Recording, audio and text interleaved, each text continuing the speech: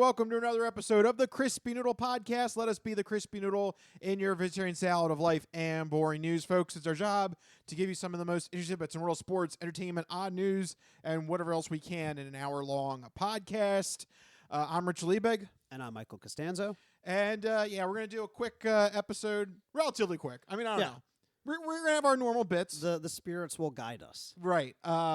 Mikey's just a smidge under the weather. Just a smidge. Getting over some kind of cold or something. And the voice, I'm sure you guys can probably hear, is not quite where it needs to be. You're at like 80%. I'm like 80%. Yeah. You sound fine. It's just, you're not quite at 100. Yeah, exactly. So for the sake of my vocal cords, thank you for the shortened show. Yeah, we'll do a little bit shortened. Yeah. Is there anything you want to mention before we get into all the news at hand? Yeah, actually.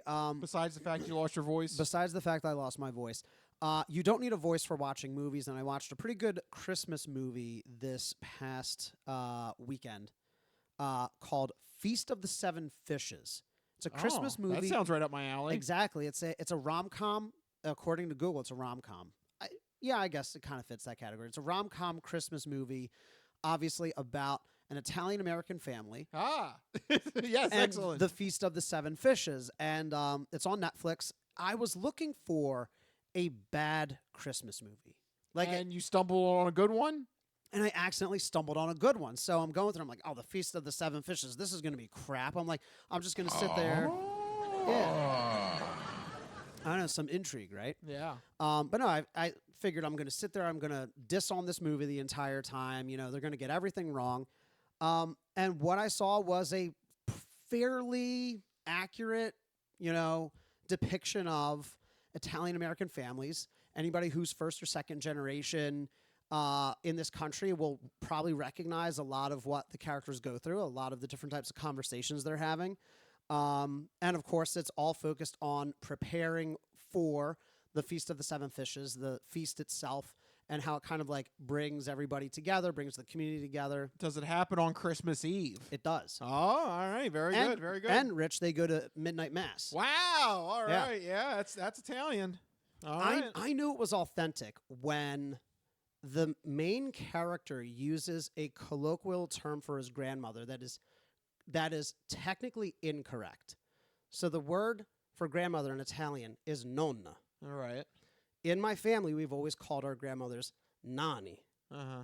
And he used that term. Nani? Yeah. Oh, I'm like, okay. that is weirdly, incorrectly authentic. Yeah. It's so wrong, it's right. It's so wrong, it's right. Yeah, if a non-Italian was writing that script, they would look up grandmother in Italian, it would be nonna. Yeah. Yeah. But that's not the... But they use the colloquial term. Right. Yeah, there you go. So, I have to check this out. It's not a good movie by any stretch of, but it's for a Christmas movie, it's pretty up there for me. It really surprised me. Okay. Yeah. So go check it out. Feast of the Seven Fishes on Netflix. All right, there you go. What have you been up? Have you been taking in any Christmas movies? Or what have you been doing to get in the It's funny you holiday mention spirit? Yeah, it's funny you mentioned Christmas movies. We've been having a thing at my day job where we were voting on Christmas movies. What's your favorite Christmas movie? Okay. And I am shocked that A Christmas Story didn't win. Really? I don't understand. Is this some sort of revisionist history we have going on here? I feel like that. Yeah, I don't know how you can say it's not the best Christmas movie. Not a finger! I mean, just With classics like that. yeah. You used up all the glue on purpose. Yeah. There's so many great lines in that. I feel like more and more I'm coming across people who just vehemently dislike it. Yeah. And I don't remember that many people disliking it when I was younger. And I wonder if it's just because of the 24-hour thing. People are tired of it, maybe? Maybe, but I still don't understand why you wouldn't think it's a good movie. I think it's a fantastic movie. Yeah. It's my favorite Christmas movie. Yeah. Same, yeah. And to be honest with you,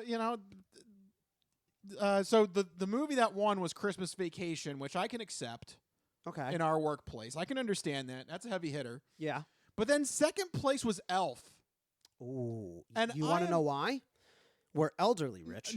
No, I refuse to believe No, this. we're elderly. No. And now Elf is climbing the rankings because Yes, No. because there's 20 somethings in the workplace, and they also suck. and they No. they may well suck, but yeah, Because you done goofed. I think you done goofed. mark my words.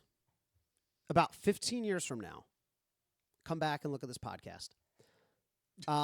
Remind me. Remind me, 15 years, they're going to have 24 hours of Elf. Oh God. Guarantee. Put money on that. Put a futures on that. I guarantee it. 10 All to 15 I'm years. going to make a statement. 10 to that- 15 years. I'm going to make a statement that is going to shock those people. Elf, I think, is a good movie, but it's not in my top 5 Christmas movies. Wow. It really isn't.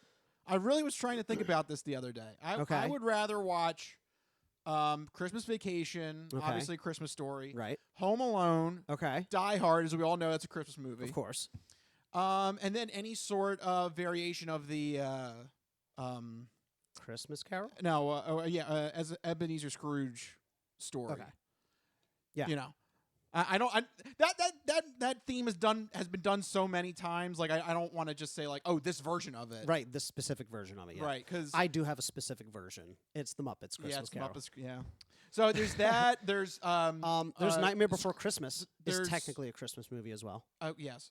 I was just gonna say like I love. Oh, you're talking about the yeah. Scrooge. I love all the They're Scrooges. Like, Scrooged. yeah, Bill Murray. There's the VHS version I showed you last year, Yes. where they did the musical form Yes. of Scrooge, which is amazing. I would highly recommend that by Star There's, Kid Patter. There's Patrick Stewart. Yeah, the Patrick Stewart There's one is the great. Muppets one.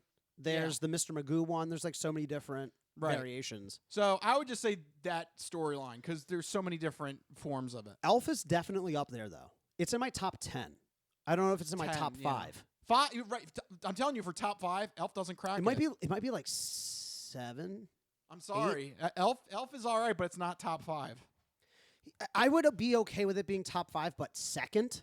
Yeah, that's too high. Like if it came in Sorry. if it came in 4th or 5th, I'd say like okay, like recency.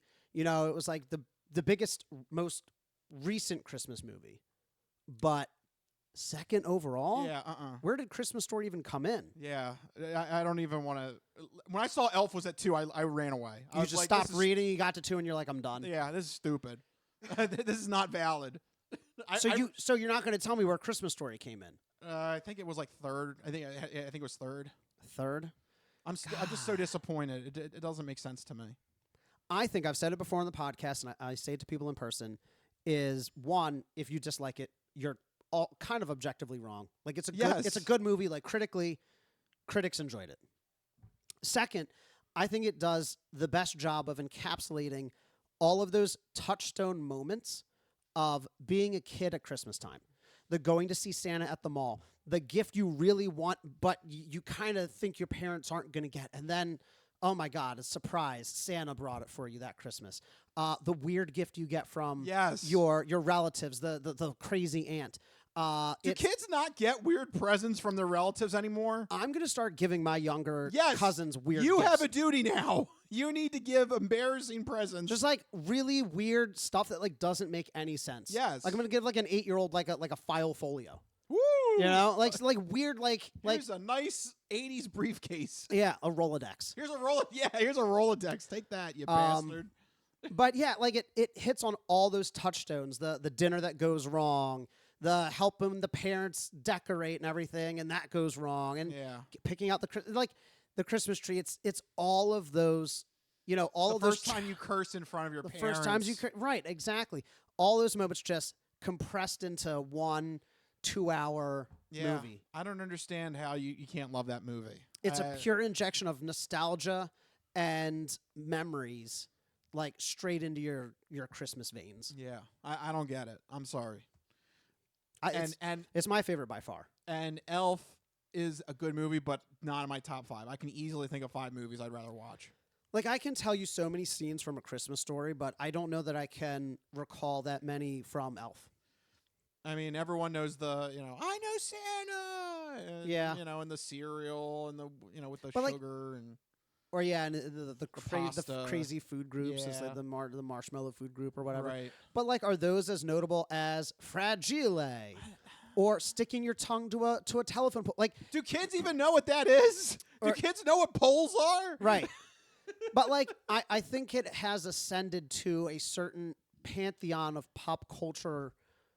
Just like we take it for granted, but those things like the triple dog dare, sticking your tongue to the flagpole, you'll shoot your eye out. Like these things, people talk about these things that they don't remember. It's like yada, yada, yada from Seinfeld. It just transcends pop culture. It just becomes part of the public subconscious. It should be. It should be. Because I don't understand. Elf has not done that yet. So, I don't understand how that happened. So I'm telling everybody at work, you guys are wrong. So that was yes, they are wrong. I've said it too, which makes it doubly correct. Yes, take that. That was a weird introduction. Yeah. But it's appropriate, though, it because is. this is the first episode where we have a Christmas tree in the background. That's so if tacky you're watching, Christmas over here. If you're watching the video feed, Mike and Jordan set up this tacky Christmas tree. That's our here. tacky Christmas tree. So yeah, video. If you're just doing audio, you got to look at the video. We have sloth and llama, garland, a flying pig. Yeah. So it works out. All the good stuff. Yeah. It worked out. You put the tree up, and now we started talking Christmas movies. Yeah. I mean, it is the season to be jolly. Well, if only we were jolly for another reason. Unfortunately, we were not because of something that happened on Sunday. So without further ado, let's officially launch the sports sampler. So you're not good at sports. It's a very small part of life. Sports. In your face. Ha ha! Yep. And you sure we can't just keep talking about Christmas? I wish, but the Eagles lost. Oh my God! This is hard. There you go. That was actual audio from Philadelphia. Just Philadelphia in general. That was me. That's why I lost my voice. Yeah, everybody was just screaming. Oh my God! This is hard. Yep. As the Eagles got crushed by the 49ers 42-19. Yeah, just everything went wrong for the Eagles. Yeah. Just about. I mean, usually we break it down into good, bad, and ugly, but there really wasn't a good. Just the first two drives. That was it. So I would say the first quarter we quote unquote dominated. We had two long sustained drives deep into the red zone. Couldn't convert for touchdowns. It was just a little sampling of what would happen later in the game, or rather through quarters 2 through 4. I mean, that first quarter was brilliant. We forced 2 3-and-outs on San Fran, and we drove the field in 2 long drives. And then second quarter, they opened up the offense, and they just never shut it off. Yeah. 6 drives, 6 touchdowns. I mean, we didn't even come close to stopping them. Nope. Nope, it was bad. It was embarrassing. I know the offense struggled, but really we had a couple of long drives. We were able to get into the end zone a couple of times. I think if the defense gets, at least a couple of stops, it's a much more competitive looking game. At least we're not so one-dimensional. But I don't know. Here's the thing, though. Is we're still 10-2. That's correct. We lost, and I think weirdly enough, I'm kind of okay about it because San Fran came in with their sights set on us. I said it last week. I'll say it again. We were their Super Bowl. They came in. They were so angry. They were running through our players practicing. They were starting fights on and off the field. They were yapping for the past 11 months. This was their Super Bowl. This was their revenge game. So congrats to them. They were the better team. We'll live to fight another day. We're 10-2. We still technically have the better record than them. They are beatable. The Bengals beat them. Who else? I think the Rams beat them. The Browns beat them. Average teams beat them. They're beatable. Mm-hmm. And I think if we have to face them again in the playoffs, which we will, I don't think we're going to let what happened here happen again. We came in after playing a brutal overtime game against the Bills. Our defense had played close to 100 snaps. They had 10 days rest. We were missing 2 linebackers and a starting tight end. I'm not making excuses, but, these are things that, went against our favor. So, Yeah, I'm weirdly okay with it. I think it's the kick in the ass that we need to get this team going for the home stretch. I hope so, because they got a big game against Dallas that they gotta win. That's turning into a must-win now. Yeah. Well, we'll get into it. Yeah. But I don't know, your reaction to the 49ers game. Yeah, I kind of saw this one coming. I just thought this was a bad spot for the Eagles. Yeah. The timing of the season just worked against them. And like you said, the 49ers they had circled this matchup when they got the season schedule. They wanted to get revenge on that NFC Championship loss. But you don't want to peak too early. Like, are they peaking here? Maybe, I think. We'll see. We'll see. There's something else though that I want to tie this in with if we're done. If we just want to get over this and just move forward. Sure, yeah. Because also something that happened in our week since the last podcast was that the National College Football Playoff matchups were announced. And Florida State University, FSU, even though they went 13-0, did not make the Final Four teams. Wow. To be in the playoff.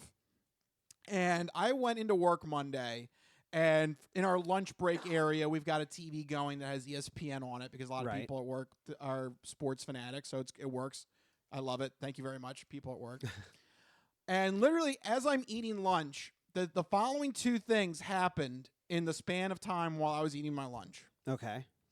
First, this whatever their panel is, Get Up or whatever their show is, this panel of four morons all get up and start saying, "Oh, this is the end of the Eagles. They have been exposed.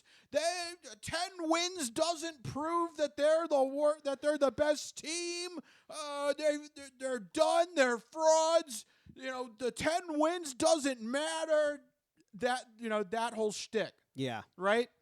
Then literally when they get to the topic of FSU not being in the college football playoff, "Oh, this team had 13 wins. Wins are everything. What else were they supposed to do? This is how you judge sports, are the wins." I'm like, well, which is it? Which is it? Like, literally, you guys contradicted yourself within the span of my lunch break. Yeah. So I don't, I know the Eagles got embarrassed on Sunday, but I don't want to hear this guff that the Eagles are, on their way out or something. Like, the Eagles still won 10 games in the first 13 weeks of this season. They are still good. The discourse around this game is so weird because, like, I get it. It was a bad loss. Like, I'm not trying to be like, oh, the Eagles, I'm not trying to be like the 49ers and say, oh, they definitely would have won if A, B, and C, and D, and E, and F happened. What I'm saying, though, is that we're still 10-2. When we were looking at the stretch of games before the season, we were looking at Commanders, Dallas, Miami, Chiefs, Buffalo, 49ers, Seahawks, Dallas coming up, or Dallas Seahawks coming up. We thought, oh, my God, we're definitely going to drop 3 or 4 games. Yeah. Everyone was like, Miami, Buffalo, Kansas City, San Fran. That's like maybe 3 or 4 straight losses. And we beat all of them except one. Yeah. I mean, literally, I think coming out of the bye week, I think I said... You were like, oh, we're going to lose like 3 of the next 5. Yeah. Coming out of that when it was Chiefs, Bills, Niners, Cowboys, I said if they go 2-2, I think I'm pretty happy. So right now they're 2-1. Yeah. But the problem is, though, is this Dallas Cowboys matchup, there's a lot to lose on this one because that affects tiebreakers, that affects division standings, and the Eagles could possibly fall out of the top 4 seeds and into a wild card spot, which I think that is embarrassing if they do that. Well, since you're talking about it, do you want to dive straight into the Fantastic Four picks? Yeah, let's do it. Let's jump right in and get our predictions on for Week 14 of the NFL season. So there we go. The clock. Well, not clock. The segment is armed. There you go. Well, since we were just talking about it, let's jump straight to our very own hometown team, the Philadelphia Eagles, traveling to Dallas to face off against the dreaded Dallas Cowboys. Rich, by every metric, they should be one of the best teams in the NFL, but we know better, right? What's it going to be, Eagles or Dallas? Yeah, this is going to be a very difficult matchup. I really see this going either way. This is a 50-50 toss-up. I mean, look, the Eagles put up a stinker on Sunday. I don't expect them to do it again 2 weeks in a row. I think they're going to wake up and put together a good effort. Dallas is also going to be formidable, though. They've got a great offensive unit and defense, too. Their defense has been stepping up. My thing, though, is if you're looking for an angle to bet, the Eagles are getting 3.5 points. So you mean to tell me you're going to give me a 10-win team plus a field goal? So they can lose by a field goal and I can still win my bet? I think on a betting scenario, it's all Eagles. Like that's great. Why not? Get the points. Yeah. Look, I agree with both those points. Bet on the Eagles because I think they're going to cover. Bet on the Eagles because I think they're going to win. This is the type of, 2/3 of the way through the season wake-up call that the Eagles needed to kind of correct things that have been plaguing them all season long. As long as we were skating by, we're like, it'll be okay. But after this, there's not much you can say about those issues. You have to start addressing them and start addressing them now, and I think they will be. We signed Shaquille Leonard to shore up the middle of the field. That game exposed. I mean, I think we've been getting exposed across the middle the entire season, but the Eagles are like, all right, enough of this. We're going to do something about it. We're also getting back Dallas Goedert, which is going to help our mid-range game. And we're getting back one of our injured linebackers as well. So we're getting back some key pieces. I think it's a good wake-up call, and I think it is a must-win. Yes. Technically, we'll make the playoffs if we lose, but for momentum and for just the mental state of the team, this team has to win the division. They need to win the division. If they settle as a wild card, they're done. And technically, we could win the division. It's a disappointment, too. We could win the division even losing to Dallas here, but that's not the way you want to do it. Yeah. You don't want to win the division that way. I'd rather come back from a loss with a big statement win against a top-ranked team and a division rival, no less. This is, in my book, a must-win. I think the Eagles are going to step up to the plate. Yeah. I go slight lean to Eagles, but for gambling purposes, if it's 3.5, take that 3.5. Yeah. All right, well, next up we have an AFC playoff preview. The Jacksonville Jaguars are traveling to Cleveland to face off against the Browns. This is a very evenly matched game. Rich, who do you like in this one? Yeah, one of the matchups where both quarterbacks are out. They're relying on backup quarterbacks. Joe Flacco, right, is still starting for Cleveland. Elite Joe Flacco. Why not? Delaware Joe. Wow. Go for Cleveland at home. Why not? I want to see Joe Flacco win a game. Well, I'm also going to go with Joe Flacco and the Browns, but not because of Joe Flacco. Just because the Browns have the best defense in the league. That but defense is nasty. By a wide margin. Like, if you look at some of their stats, like, they are surpassing teams by big leaps and bounds. So, well, that literally is like the 99 Ravens. Yeah. Sometimes I mean, if they can just be average on offense. Yeah. Just get the ball moving. Which they can. Yeah. I think they have good weapons surrounding, I don't know who the quarterback is anymore. But I think For what? the Browns. Yeah, isn't it Flacco? Oh, you just said Flacco. Yeah. That's right. That's how much I think he's not elite. I immediately forgot about him, even after making the joke. So, yeah, I'm going with Browns. Elite defense and elite Joe Flacco. Perfect. Next up, we have an NFC division rivalry. It's the Seattle Seahawks traveling to San Fran to face off against the 49ers. Rich, do the 49ers ride that high from whooping us and bring it to their division rival? Yeah, I think so. The Seahawks have been too choppy lately, It's a shame. I think if the Seahawks actually do put together like 110% effort, I think they could pull an upset. So I wouldn't bet on this game, to be honest with you. But they've been just so inconsistent the last couple of weeks. And the 49ers are just a buzzsaw right now. I think you still got to go 49ers, especially at home. They're feeling good after that win on Sunday. Yeah, I think it's 49ers here. I so badly want to say Seahawks, but the last time these teams matched up, it was a 31-13 rout by the 49ers, and that was away. That was at Seattle. Yeah, so at home, they'll probably be a little bit more comfortable coming off that big win against us. Their ego is so large, but I think they hold out for at least one more game. So, unfortunately, I'm going to go with San Fran again. But it being a division rival, I wouldn't totally rule out the Seahawks. Right. Like, the spread right now is like 10.5. I don't see that happening. I'd stay away. Yeah. I'm hoping the Seahawks win, but I feel like the 49ers probably will. And finally, we have two AFC powerhouses, or maybe former powerhouses. The Buffalo Bills travel to Kansas City to face off against the Chiefs. Rich, two top offenses, two stout defenses, but the records just aren't there for these teams this year. What's going on and who's going to win? Yeah, they've both been blowing some games that they should have had in the bag. But I'm going to go with the desperation factor on this. The Bills are coming off of a bye week, so they have more time to prepare. But also, if they lose this game, they're pretty much out of the playoff hunt, which is startling to say considering they have quality wins, especially in their own division. They have a win over the Dolphins right now. But if they don't have enough total wins, guess what? You're not in the playoffs. So this is a huge game for the Bills. The Chiefs, they're kind of staggering a little bit, but I think they can bounce back if they take a loss. The Bills, this is their season on the line. If they lose this game, they are out of the playoffs. We are going to see a Josh Allen-less AFC playoffs if they lose this game. I can't believe that. I think the Bills put it together, especially coming off of the bye, and I think they take care of business and they win against the Chiefs on the road.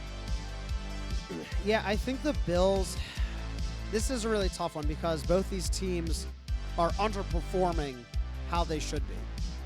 But the Bills, I mean, by all accounts, they should have beat us. That was a very, very close game. Ended in overtime. They just barely lost. Then they got the bye week. Kansas City, though, has been up and down, just like the Bills. Win-loss, win-loss, win-loss. I think that extra week is going to help them. And like you said, it is desperation mode. But also, I don't know. Something about I feel like the Bills are going to start turning around a little bit late in the season. They had that shakeup with the coordinators. Yeah, that's right. And hopefully that'll get things moving in the right direction. I'm going to go Bills here, but just barely. Because it is tough to play at Arrowhead, and they are at Arrowhead. So, we could see the Chiefs come back to full form, but I think that extra week of rest, especially coming off of that grueling overtime game, the Chiefs also have injuries starting to pile up, so I'm going with a slight edge to the Bills. All right, and there you go. That is our fantastic 4 picks for week number 14 of the NFL season.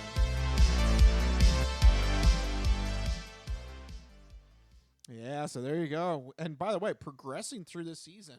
Yeah. I mean, we only have, 5 games left? Yeah, we're 5? 2/3 of the way through the season. 5 games left. Wow. That's crazy. That's crazy. I don't know. Time really does fly when you're having fun. Although, I wish we would have had more fun on Sunday with a win. Oh, yeah. But I think the Eagles got to do it on Sunday. I think they got to take care of business, and hopefully they will. I think it's a must-win. Yeah. So there you go. With that'll wrap up the Sports Sampler. We got, I think, everything that we needed to hit, and everything that we needed to cover. Yeah. That we didn't want to dwell on. Right. Just enough.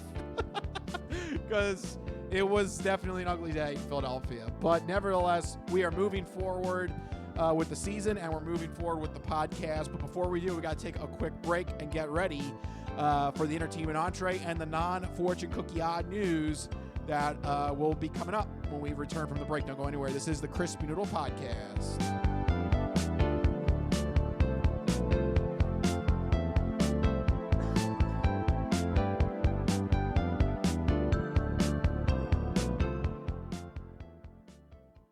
Ready for the weekend? Happy Friday. Hi, my name's Marie, and I'm an artist who's been making Happy Friday doodles every week for over 7 years. And now you can own my art collection. in this Volume 1 and Volume 2 art series. These doodles span across multiple themes, yearly festivities, various countries, languages, and more. Both coffee table books have something for everyone and are the perfect conversation starter or gift for a friend. Really, anyone who enjoys a good weekend. Available on Amazon, Ingram, BookBaby, Barnes & Noble, and more. Visit happyfridaydoodles.com/books and get your copies today. Let's celebrate the best day of the week. Happy Friday.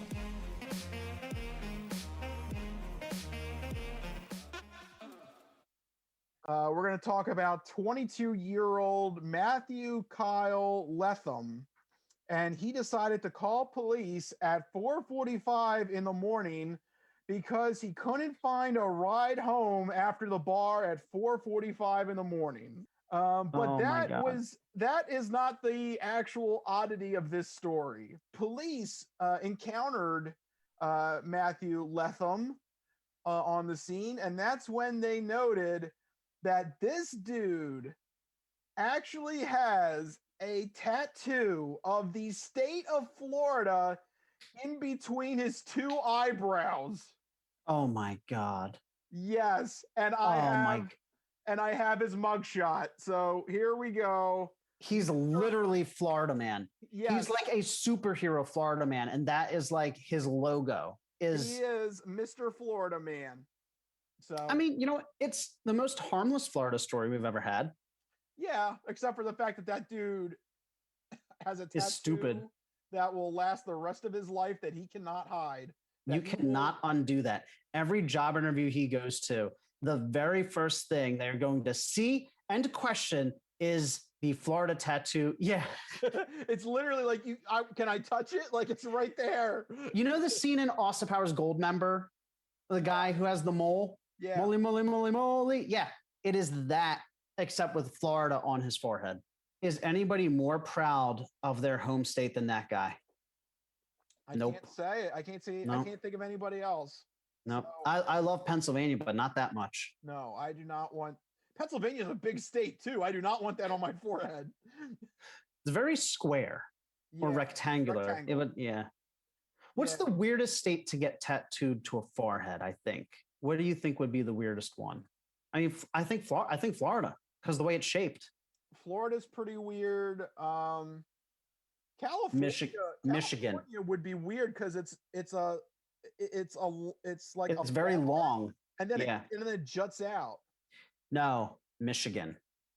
Ooh, yeah. Because they got Michigan. all those like Great Lakes and stuff. Yeah, and it's split in half. Ugh, yeah, that would not be good. That'd be a weird one. Yeah. Ugh. Oklahoma. Alaska. Oh, Oklahoma. I was gonna say Alaska. Oklahoma, you have to get the box, and then you have to get that little dinky panhandle that goes the other half of your head. You're literally making yourself a unibrow, and then like it has like a little hat on it. Yeah. Ugh. What about Alaska? You have that whole chain of islands coming off Yeah. the side. It's gonna like go around the side of your head almost. Ugh. Yeah. This is the dumbest conversation we've ever had in in 8 years of podcast. I think it's safe to say that talking about the weirdest state to tattoo to your forehead, probably the dumbest thing we've ever talked about. It's 2021, man. And we were like, actually analyzing. You're like, oh yeah, and the islands, and we're like, yeah, that makes sense.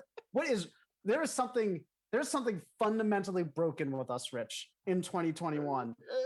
It's 2021. Nothing makes sense anymore. It's that pandemic. simple. The pandemic's gone on too long, Rich. We've hit a breaking point. Yeah. All right. Next week we're both going to show up with states tattooed to our foreheads. Dear God.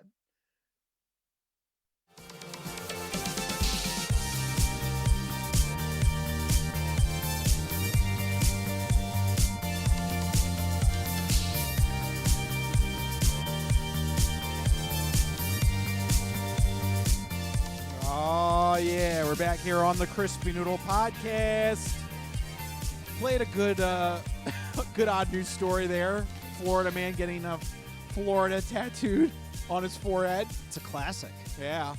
And that might be appropriate for what we're going to talk about in our next segment, which features usually movies, TV, but this week it's definitely going to be about video games. So let's launch right into it. It is time for the entertainment entree.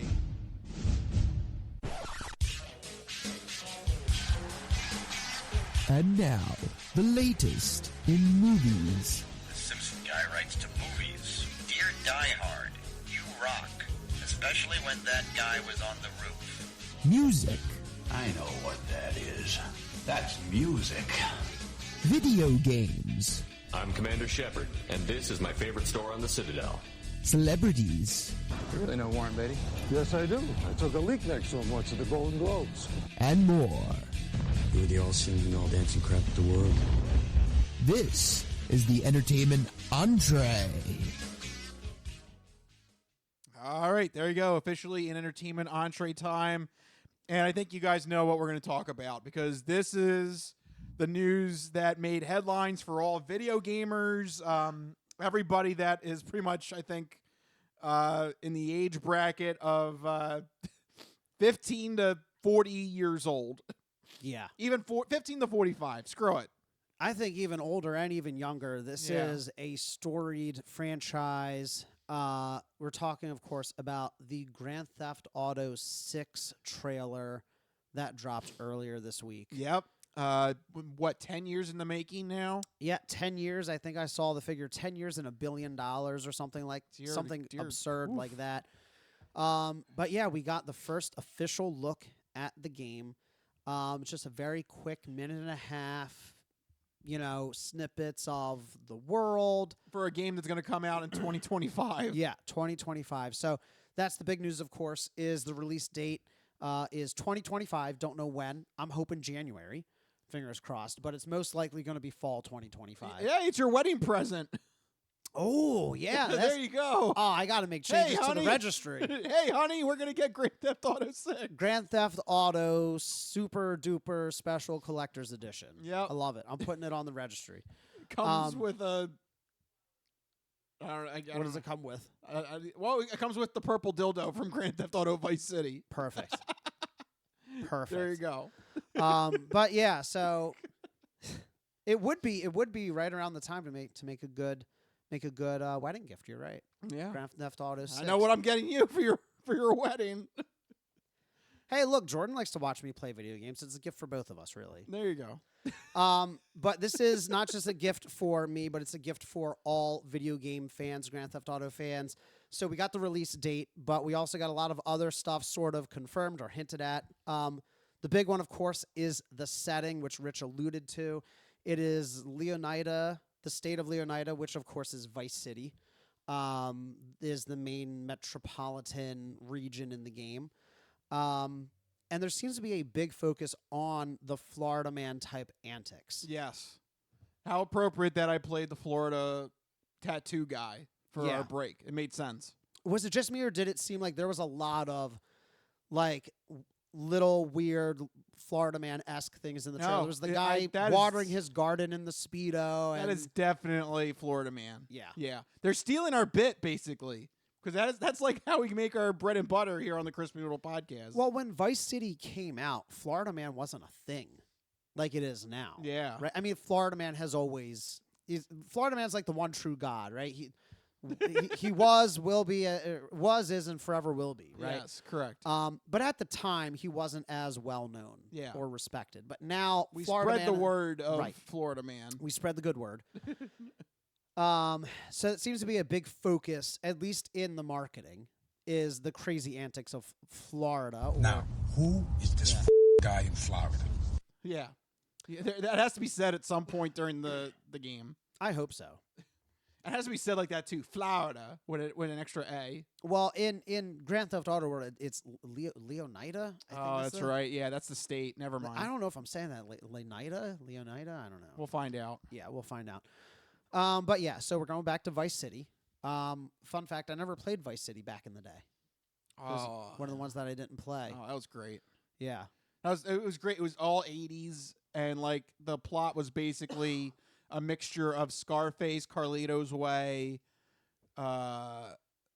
Like, it was perfect. I loved every second of that game. But you realize it's not going to be 80s now, though. Yeah, I'm disappointed. I thought they'd go back to the 80s. I thought that would be cool. You really thought they'd go back to the 80s? Why not? It's a lot of fun. Great music, weird styles, neon everywhere. I don't know. I thought that would be cool to go back and revisit, but no, it seems like they're really interested in pushing the more modern angle.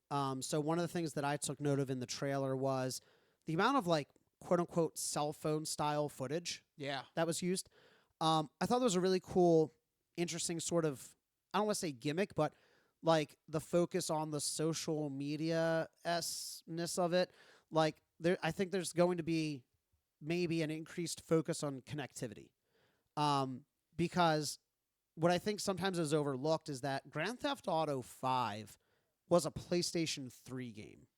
Yeah. Like, we've been talking about it and playing it for so long, but you have to remember it came out in 2012 when, yes, we were connected, but I don't think that we're connected like we are now. Like the quick sharing of videos both in real life and on the console. There was no share button back then. Gamers are more connected than ever in general. Like, Rockstar discovered multiplayer. Yeah. And how to actually do it. Live service games have become a huge thing. Sharing content has become a huge thing. Content creation has become a huge thing. So it'd be really cool to see an increased focus on those types of elements. Like Grand Theft Auto 5 already had like your little cell phone app in the game. Yeah.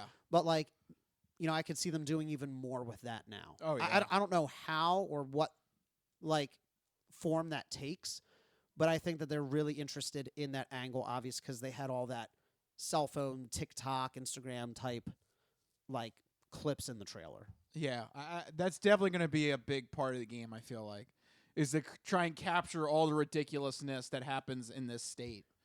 Yeah. Like an alligator that randomly gets thrown into a fast food restaurant. Or that was in the trailer, too. Yeah. It was like a convenience store or something. Yeah. But yeah. Or the old lady confronting another person like a Karen or something. Like, yeah. These moments are going to be like, you have to record this or something, and then like you share it, and like Rockstar will be like, oh, yep, we put that in the game and you caught it. Good job. Or something like that. I can see that happening. Yeah, I mean, so many people already share stuff from Grand Theft Auto 5, but I think it's going to be even more a focus this time around. And what I would personally love to see is like maybe some user-generated content.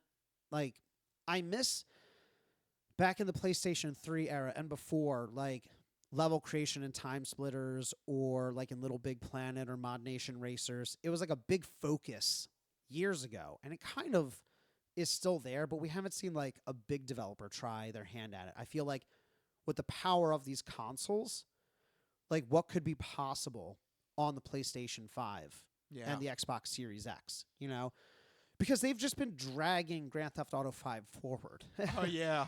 They've just been like resuscitating it as much as they can. But it wasn't developed with that type of power in mind, you know? Yeah. But developing it with that type of power in mind from the get-go, we could see some huge improvements. Not just to like the graphics of it, but I think that we could see like increased depth of the systems in the game as well.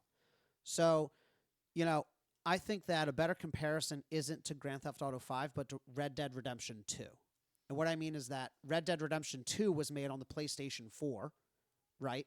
Designed for the PS4. Designed for the PS4. So it's more relevant to compare Grand Theft Auto 6 to that. And what we saw in the leap between Grand Theft Auto 5 and Red Dead Redemption 2 was, I mean, do you remember the minutia in the game? Yeah. Like the hunting. And you had to like hunt the food, then skin it, then cook it. And depending on what you ate, your character gained or lost weight. And then they would have either more health or more stamina.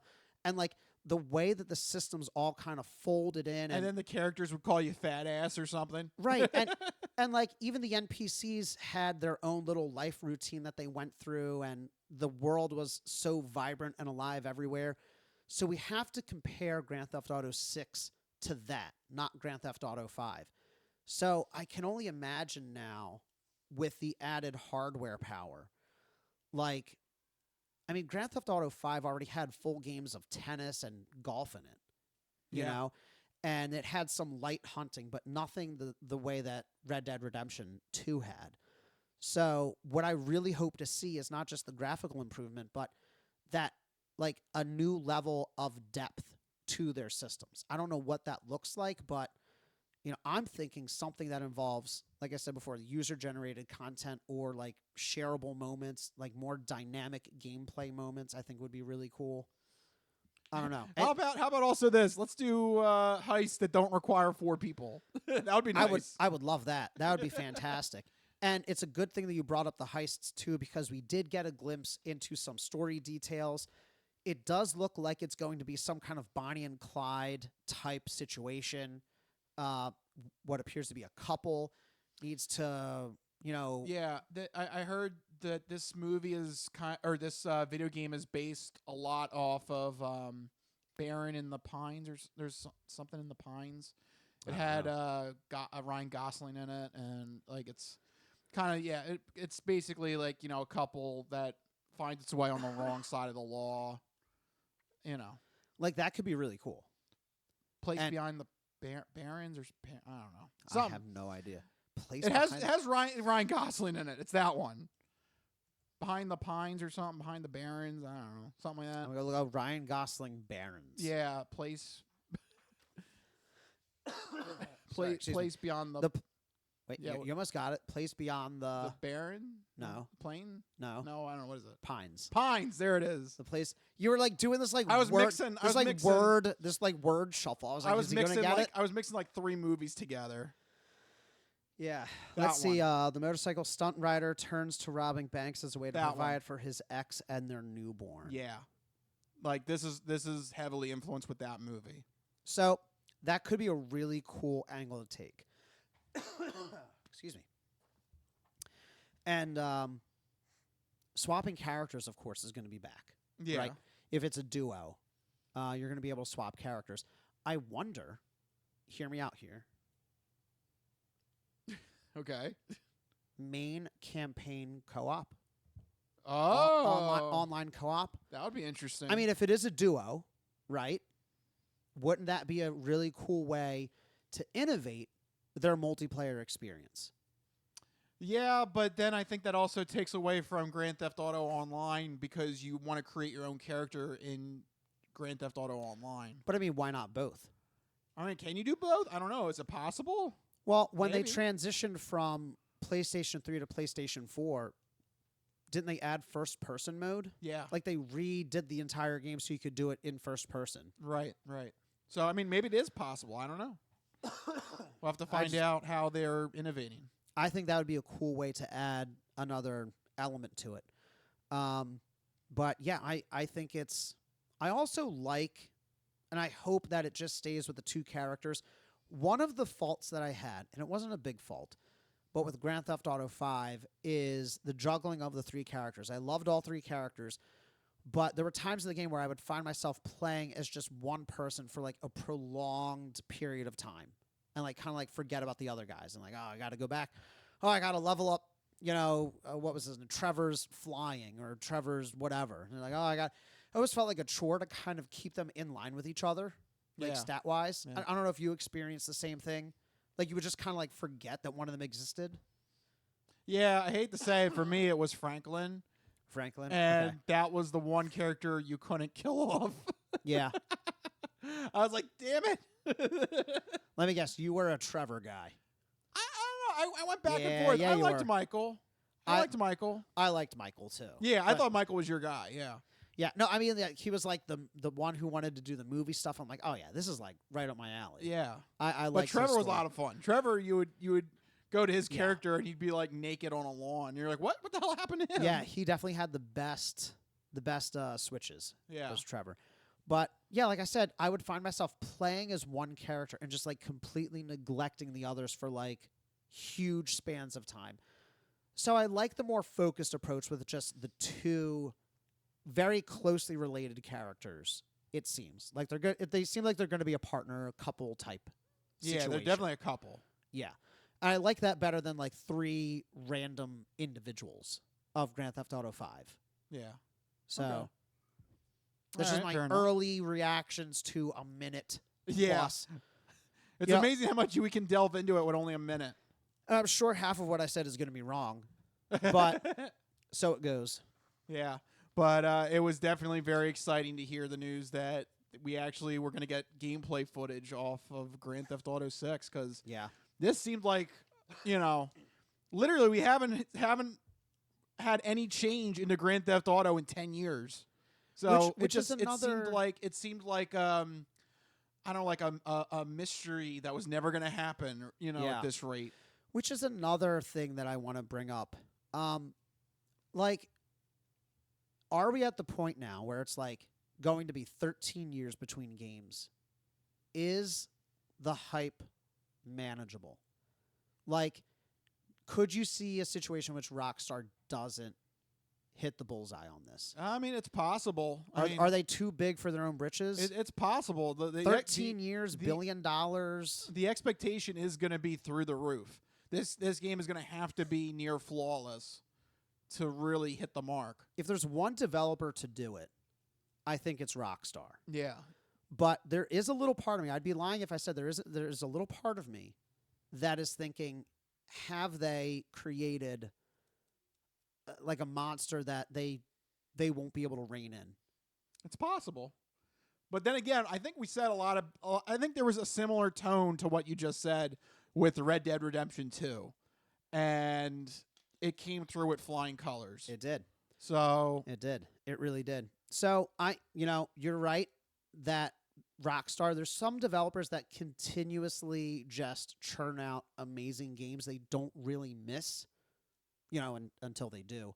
But Rockstar is one of those developers. yeah. They're one of those select few that don't really put out quote unquote bad games or even average games. Yeah.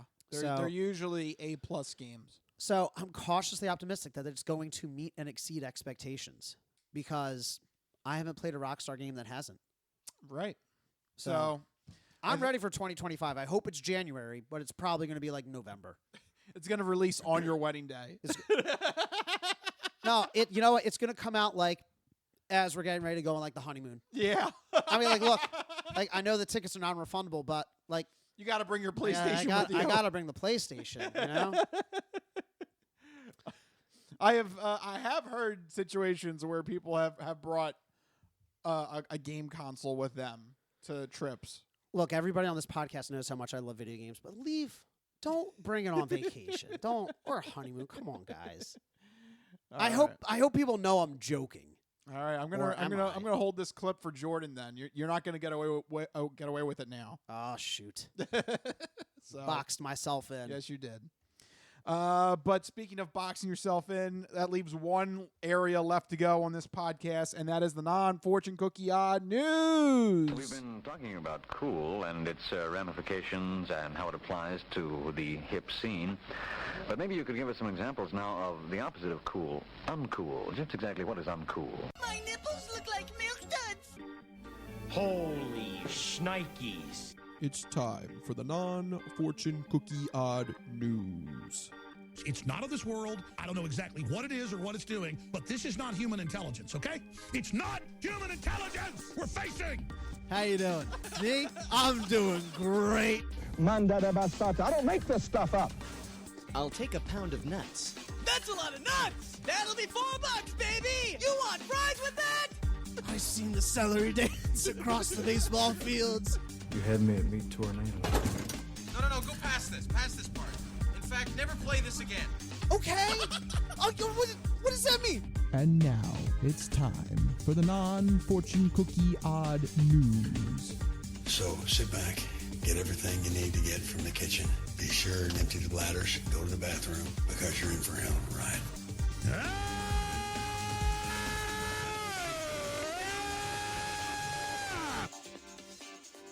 Woo! Odd news. That's right, everyone. It's time for the non-fortune cookie odd news. Here in the segment, Rich researches the news, he reads the news, and I react to the news. Damn cough. He finds he finds a weird and wacky story that and keeps it hidden from me, which means that all of my reactions are my genuine gut reactions to hearing the story for the very first time. I don't know what's about to happen. You guys don't know what's about to happen. And even Rich doesn't know what's about to happen because these stories always take us down wacky and wild paths. And I'm ready to get started. Are we staying in Florida? You know, yeah, I should have brought a Florida story for this one. Are you kidding me? I know. Everything hit Florida except for the odd news. All right. So where are we going then? We're actually going to York, Pennsylvania. Oh, okay. Yeah, somewhat Weird. local. Yeah, I mean, it's definitely within driving distance. What's going on there? Yeah, I got a weird story here for you. We're going to talk about the case of 66-year-old David Martin Butts. That's his name. David Martin Butts? Yep. Okay. Yep, that's his full-blown name, David Martin Butts. This cannot be made good. It's shameful. It's a shameful, shameful day. Let's get to bashing butts as well as these nuts. And the escort that he hired, 34-year-old Brittany Abosidi. You can hire an escort in York? Well, look, it's the oldest profession, so I guess they're but like everywhere. I guess so. Yeah, why not? There's not much out there, though. I'm just going to jump right into the meat of this story. Okay. According to police, David Martin Butts hired Brittany Abosidi. They met up at a hotel, the Days Inn, so that they were meeting up Classy. there. You know, that's good spot there, the Days Inn. Yeah. And according to police, Abosidi told them that David Martin Butts wanted to have a golden shower. You look like the piss boy. Literally. You look like the piss boy. Yep. Gross. The arrangement was for $300, and they got room 140. Oh, wow, they know the room. Yeah, Wow, these okay. cops, they didn't mess around. They were thorough. They got the step-by-step, breakdown here. Look, $300 just to pee on somebody, though? Yeah, So he's paying the $300 to get peed on. Yes. But he is the piss boy. The escort. You look like the piss boy. Yeah, he literally is the piss boy. But the escort, that's the easiest job. And you're making $300 just to pee on somebody. Yeah. I feel like that's a good deal. When the deed was done, she sat in her car, parked outside, and eating some leftover potato chips. Sure, why not? Yeah, you're like, you already made $300. Why Yeah. not? Go with some potato chips. But that's when Butts got angry and ran outside because he believed that she swiped his wallet. And he took out his 9mm and started firing at her Nissan Rogue. Jeez. Yeah. Oh my God! This is hard. Yeah, just going crazy here. That was a bit of a nastiness last night, yes? Some very extreme nastiness, yes? Yes. So that's when cops were called onto the scene. Cops then arrested both Abosidi and Butts. Yeah. Because, that's prostitution. Not good. Yeah, not good Not for allowed. Not good for Abosidi. But when he was being arrested, Butts insisted that he did not fire any gun. Weren't there bullet holes? Not only were there bullet holes in the Nissan Rogue, but the cops also found 9mm cartridge casings at the scene. So, yes, literally just everything is wrong. Wrong, wrong, wrong, wrong. Wrong, wrong, wrong, wrong. You're wrong. So he's like, I didn't do it. I don't know how those bullet holes got there. Yeah. Those bullet casings? No, those aren't mine. Oh, what, this gun that I'm holding? No, somebody walked by and asked me to hold it real quick. Yeah, and this escort that I hired, no, I was just, using for scientific experiments in the hotel. That sounds way worse. That sounds worse. I don't know. What else do you say? I don't know. He's trying to make up. That sounds way worse. I'm Yeah. just experimenting on her. No big deal. Yeah, that she consented to. Right, exactly. Yes. I have the informed consent forms right here. I have the bill of sale. Of course. Do escorts give you a receipt? Yeah, I'm trying to itemize my taxes here. Right, yeah. This is a business expense. Yeah. So nevertheless, he was still arrested. Well, yeah. Even though he said, I don't recall shooting this gun. So now it's a simple, It doesn't matter whether you recall or not. You did it, my guy. I don't seem to remember the gun going off. That's weird. I don't know how that would have happened. I don't remember pulling the trigger. That's really curious. It's a good thing you cops are here to help me get to the bottom of this. Oh, good for you. Yeah. But yeah, he was still arrested. Butts was charged with multiple assault counts, reckless endangerment, and patronizing a prostitute. Yep, that'll do it. He was free on a $75,000 bond. Abosidi was charged with several misdemeanors, including promoting prostitution and theft. She was freed after posting a $5,000 bond. But also, while doing a background check on her, they found out that she had committed fraud by receiving a $16,000 Paycheck Protection Program loan in 2021. Wrong, wrong, wrong, wrong. Wrong, wrong, wrong, wrong. You're wrong. Silly goose. Yeah. She claimed that she was an independent artist in that paperwork. I mean, that's one way to look at it. I guess some people might consider it artistic expression. Peeing on people. Sure. Yeah. Why not? It's my expression. There's weird postmodern art out there. Who am I to judge somebody else's art? Yeah. You know? Take that. So, but yeah, just a whole bunch of crime there happening. And not too far from us, York, Pennsylvania. No, it's like an hour away. Yeah. Or what, an hour and a half, something like that. At the Days Inn. So that's not too far. Yeah. You could make a day trip to the Days Inn, get a quick shower, and get home. Yeah, there you go. You can do it. Not bad. All right, so there you go. You know what? You're right. This whole episode has had Florida in it. We need from something sports, from Florida. You know, sports. I mentioned FSU not getting into the playoff tournament. We mentioned Florida in the Grand Theft Auto segment. Yep. So why not? You're right. Let's do a Florida story before we end the show. Now, who is this guy in Florida? It's Florida, and they're crazy. It's only right. Yeah, you're right.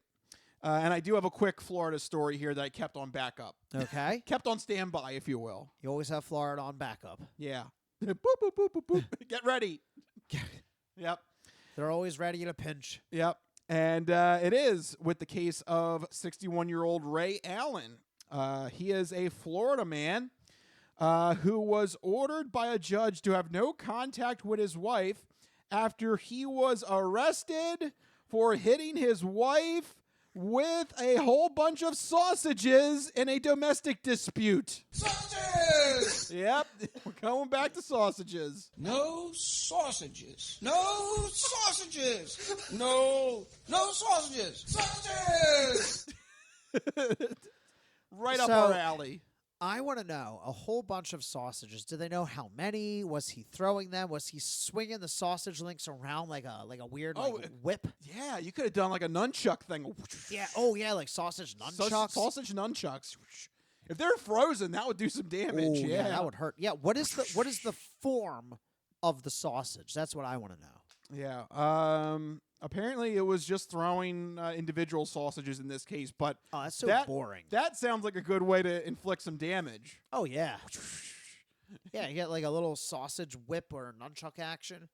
No sausages. No sausages. No sausages. Sausages! Yeah. Instead of frozen sausage links, that's a deadly weapon right there. Yep. This happened on Saturday afternoon after a verbal altercation, according to the police report. Cops did note that it was pork sausage. Okay. So we got that down. Okay, good. Pork Everyone, sausage. everyone write that down. It's very weird they felt the need to note that, but not like, I guess they did say it was thrown. That counts. All right. Yeah. Emergency workers responded to the couple's home in St. Petersburg. And I guess there was some damage done.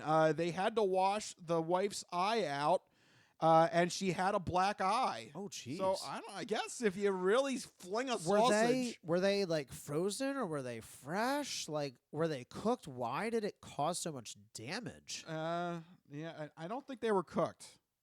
Oof. But I guess it, and you had a couple of them that he was throwing at her. Okay. So I guess if you get if you hit him right on the money, I guess it can cause damage.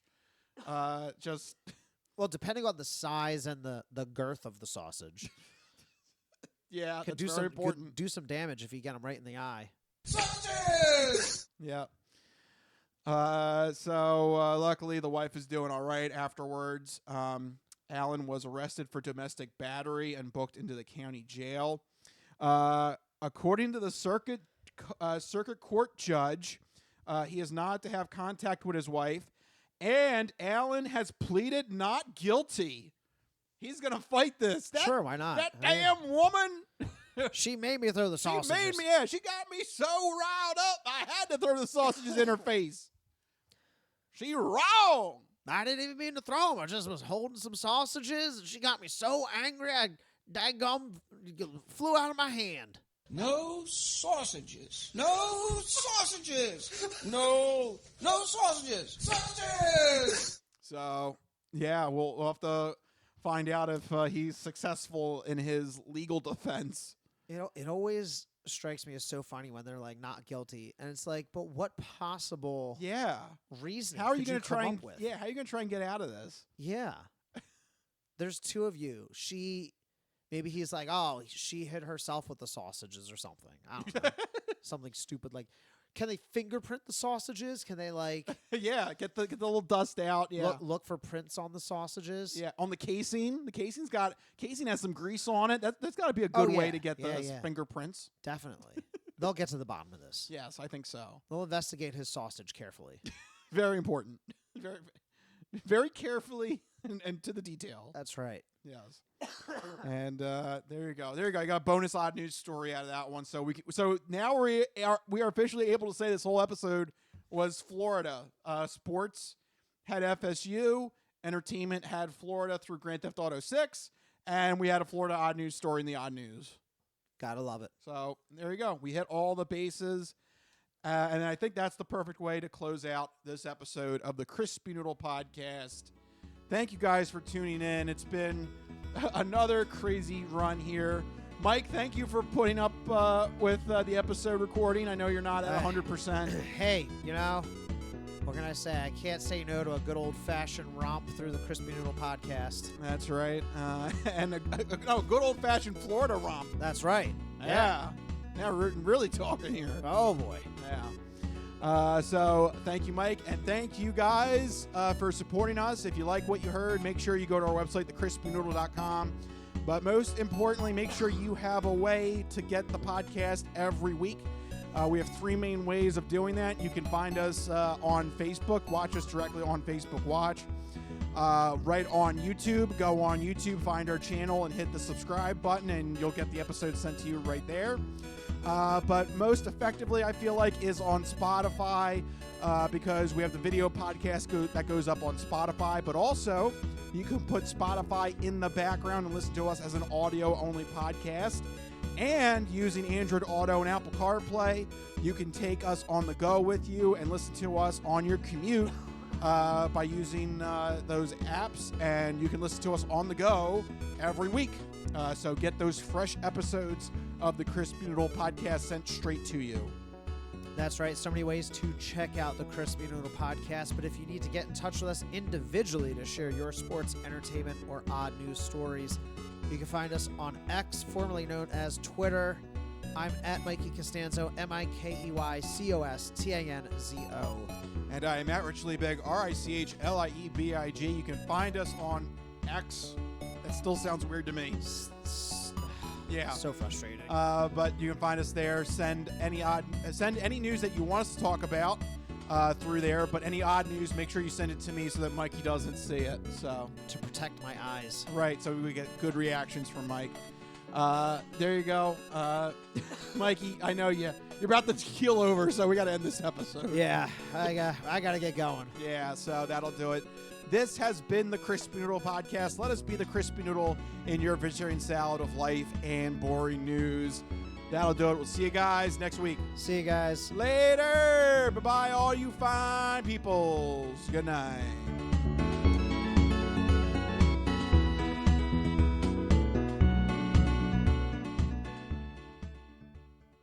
Some of us have great stories, pretty stories that take place at lakes with boats and friends and noodle salad. A lot of people, that's their story. Good times, noodle salad.